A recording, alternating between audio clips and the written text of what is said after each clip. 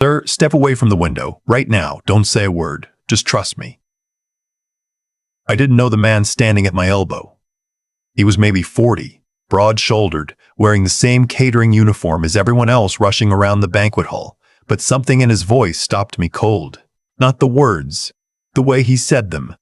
Like he'd been rehearsing them for days and had finally run out of time. I stepped back from the window.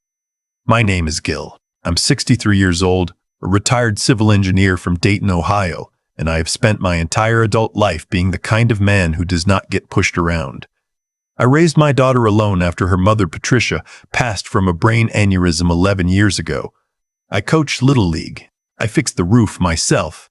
I drove 4 hours every Thanksgiving to see my own father, until he couldn't remember my name anymore. I am not a man who lets strangers give him orders in a banquet hall on a Saturday morning. But I stepped back from that window, and I think about that decision every single day, because if I'd shrugged him off and gone back to adjusting my tie in the reflection of that glass, my daughter Nadia would have walked down the aisle and married a man named Cole Whitaker, and Cole Whitaker was not who he said he was. Let me go back to the beginning, because none of this makes sense without it. Nadia was 31 when she met Cole. She'd been focused on her career for so long. She's an occupational therapist, works mostly with stroke patients, has more patients in her left hand than I have in my whole body, that I'd honestly stopped hoping she'd find someone. Not because she wasn't wonderful, because she was. And wonderful people sometimes scare off the wrong kind of men too early and the right kind of men too late. Cole appeared at a friend's birthday party. She called me the next morning, which she never does. Nadia is a texter, always has been. Says phone calls feel aggressive, and she was laughing in a way I hadn't heard since she was maybe 16. Dad, she said, I think I met someone. I asked the usual questions. What does he do? He was a pharmaceutical sales rep, covered a 5-state region, traveled a lot. Where's he from? Originally Mississippi, moved around a lot for work. Any family? Older sister out in Phoenix, parents retired in Florida. He sounded fine. He sounded normal. He sounded like 100 other young men I could have invented in my head. What I didn't ask, and I will never stop kicking myself for this, was whether any of it was true. They dated for 14 months. He was around enough that I met him a handful of times. Thanksgiving dinner at Nadia's apartment, a birthday dinner at a steakhouse in the spring. He was charming in a practiced way, the kind of charming where you finish a conversation and realize you did most of the talking. He asked good questions. He laughed at the right moments. He remembered that I used to coach Little League and asked about it the second time we met, which impressed me more than I wanted to admit. Nadia was happy. That was what I kept coming back to. She was happy in a settled, quiet way that was different from the bright, anxious happiness of early dating. She seemed at home in herself. And what kind of father argues with that? He proposed in March. Garden proposal. Down on one knee, her favorite flowers. She'd mentioned them once, apparently, and he'd remembered. She said yes before he even finished the sentence. The wedding was planned for September. 9 months. Nadia threw herself into it the way she throws herself into everything, completely, methodically, with color-coded spreadsheets I was not allowed to touch. She found a venue outside Columbus, a restored farmhouse with a barn reception hall. She found a caterer, a photographer, a florist. She called me every Sunday evening to give me updates I mostly didn't understand, but listened to anyway because her voice on those calls sounded like the best version of everything I'd worked for. Patricia would have loved every minute of it. That's the thing I kept thinking, those 9 months. Patricia would have had opinions about the centerpieces. Patricia would have known exactly what to say when the dress fitting didn't go right the first time. Patricia would have stood in the kitchen at 2 a.m. making tea and telling Nadia that nerves before a wedding just mean you care, and caring is never wrong. I did my best. I am not Patricia. But I did my best. The man's name, I would learn later, was Danny. He worked for the catering company but wasn't a career caterer. He was, in his regular life, a private investigator. He'd taken the catering shift specifically to get inside the venue, and he'd been watching Cole Whitaker for 6 weeks. But I didn't know any of that when he pulled me away from the window. It was 8:40 in the morning, about 2 hours before the ceremony. I'd arrived early because I couldn't sleep, and because sitting alone in a hotel room staring at the ceiling felt worse than being useful. I was standing in a small side hallway off the main hall, looking out a narrow window that faced the parking lot, mostly just watching nothing. Cole was out there. He was standing next to a dark green SUV I didn't recognize, talking to a woman. I noticed it because of the way he was talking. Leaning in close, one hand on the roof of the car, the body language of someone who does not want to be seen. I remember thinking it was probably a vendor, a supplier, some logistical problem he was trying to sort out before the day started. Then the woman put her hand on his arm, and that's when Danny appeared at my elbow. "Sir, step away from the window right now. Don't say a word, just trust me." I looked at him. He looked back at me. His expression wasn't aggressive. It was careful, the face of someone carrying information that's too heavy to hold much longer. I stepped back. He said quietly, "Are you Nadia's father?" I said yes. He said, "I need 5 minutes and somewhere private." We ended up in the catering prep kitchen, standing between a rack of folded napkins and a commercial refrigerator that hummed so loud I almost had to lean in to hear him. He told me his name was Danny. He told me he'd been hired 6 weeks ago by a woman named Sybil, the woman in the parking lot, to locate her husband. Her husband's name was not Cole Whitaker. His name was Colin Meade. He was 36 years old from a small town outside Hattiesburg, Mississippi. He and Sybil had been married for 7 years. They had a daughter together. Her name was Poppy. She was 5 years old. I didn't say anything for a long moment. The refrigerator hummed. "I have documentation," Danny said. He reached into the front pocket of his catering apron and pulled out a folded envelope. Inside, a marriage certificate, a Mississippi court record, 3 photographs. Colin and Sybil at what looked like a backyard party. Colin holding a little girl on his shoulders. Colin in a hospital room next to a woman who was clearly just given birth. Both of them exhausted and smiling. I have held a lot of things in my 63 years. I have held Patricia's hand while she told me her diagnosis. I held Nadia when she was 6 hours old and didn't know what I was doing but understood that I would figure it out or die trying. I had never held a piece of paper that felt quite like that marriage certificate felt. "How long have you known?" I asked. My voice was steadier than I expected. "I confirmed it 4 days ago," he said. "I've been trying to figure out the right way to approach this. Sybil, she wanted to come herself. She drove up last night. She's been parked out there since 6 this morning. She's not trying to cause a scene. She just wants him to stop." "To stop," I repeated. "He's done this before," Danny said. "Not a full wedding that we know of, but he had a girlfriend in Tennessee for 2 years. Before Sybil, she didn't know about his other life either." I looked down at the photograph of the little girl on his shoulders. Poppy. 5 years old. Dark curly hair, her arms thrown out wide like she was flying. "What do you need from me?" I said.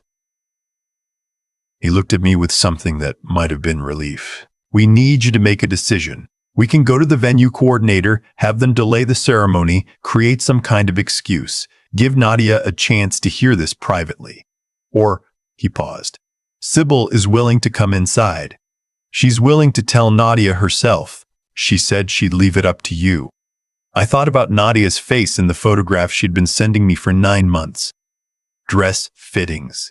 Cake tastings.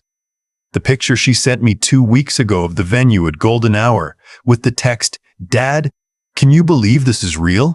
I thought about Cole out there in the parking lot, leaning against that SUV, one hand on the roof.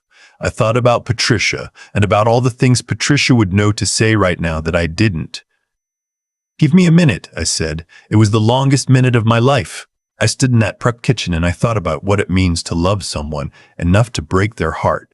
I thought about every time I'd had to do something hard for Nadia and pretend it wasn't hard. Taking away her car keys after she got the first speeding ticket and she screamed at me that I was ruining her life. Telling her, the week before she left for college, that her mother had made me promise to tell her this, that the bravest thing a person can do is need something and ask for it out loud. Nadia had cried for 20 minutes and then asked me if I was okay, which is exactly what Patricia would have done.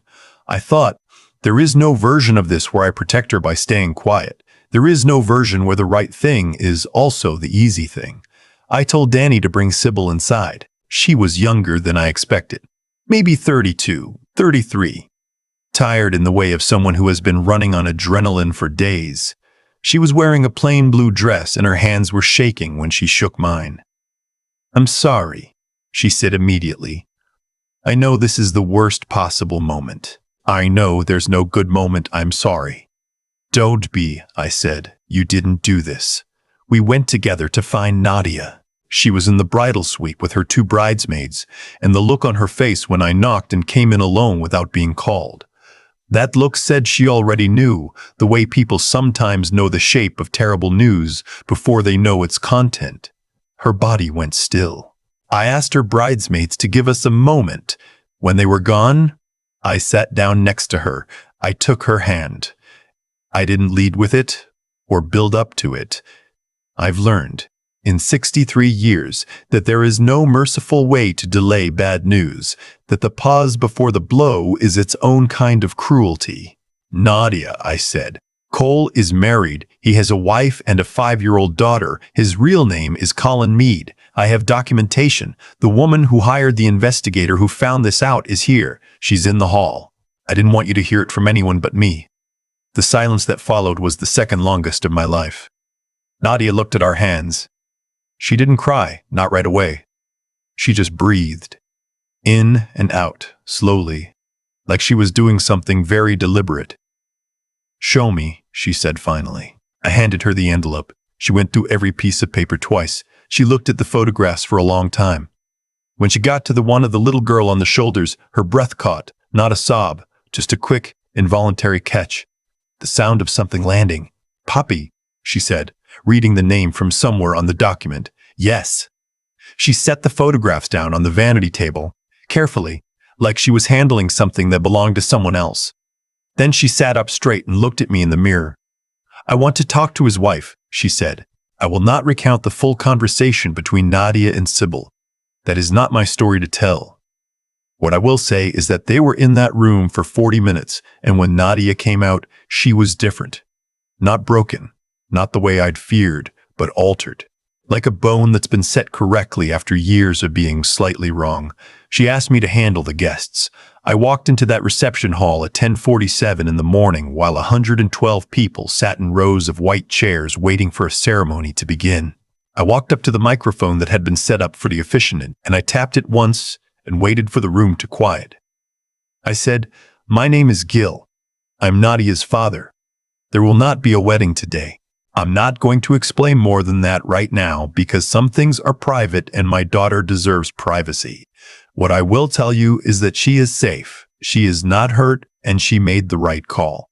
Please enjoy the food. The caterers have been paid and they worked hard. If you came a long way, I'm sorry. Thank you for loving my daughter enough to be here." There was a sound in the room I can only describe as collective exhale. Colin, was not in the building. Danny had made sure of that before I went to Nadia. He and Sybil had agreed that Colin would leave, and whatever legal proceedings would follow would happen separately, quietly, through the appropriate channels. He drove away while his almost wife was reading his marriage certificate in a bridal suite down the hall. I don't know how I feel about that. I've thought about it many times. I think I would have liked 5 minutes alone with him in a room somewhere. But Nadia asked me not to later, and what Nadia asks, Nadia gets. That was 14 months ago. The week after the wedding that wasn't, Nadia came and stayed with me for 10 days. She slept in her old room, which I have never redecorated because I'm 63 and sentimental and not ashamed of it. We watched old movies and I made her soup that was mediocre, and she ate it without complaint. She cried 3 times that I saw, and probably more that I didn't.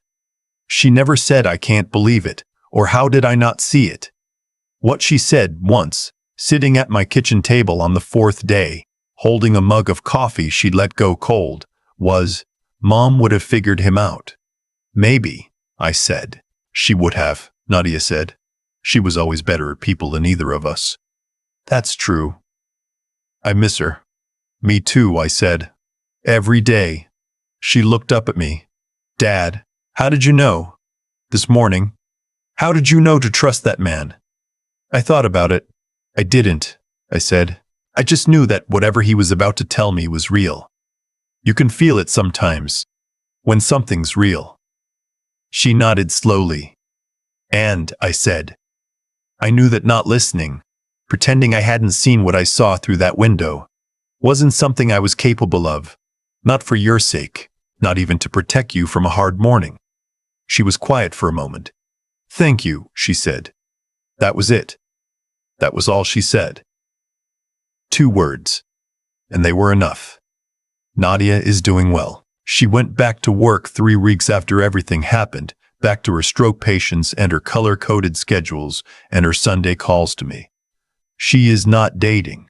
She says she's not ready, and I believe her, and I believe that, when she is ready, she will know it. She has more sense than I gave her credit for, which is probably the most humbling thing a parent can learn, that your child grew up and developed judgment you didn't teach them. I think about Danny sometimes.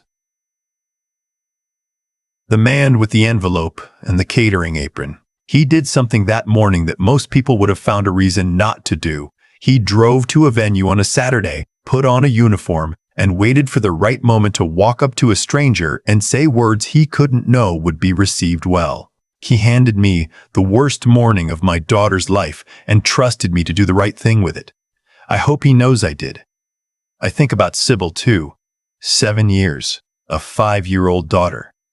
I don't know what became of her legal situation because it wasn't mine to follow, but I think about the particular kind of courage it takes to get in a car and drive to a stranger's wedding and knock on a door and say this is the truth, even though the truth is going to be terrible for everyone.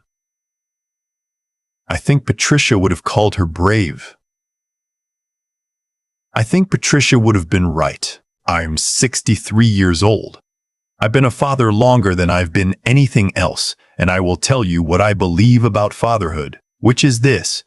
It is not about keeping your children safe from pain. It is not possible to keep anyone safe from pain. Pain has never needed an invitation. What fatherhood is, the actual substance of it, is being the person who is still there after the pain arrives. Being the person who knocks on the door instead of waiting to be let in. Being the person who walks up to a microphone in front of 112 people and says, "My daughter is safe. She is not hurt, and she made the right call." Because she did. And so did I. And I would do it again, every single time, without hesitation, for as long as I'm standing.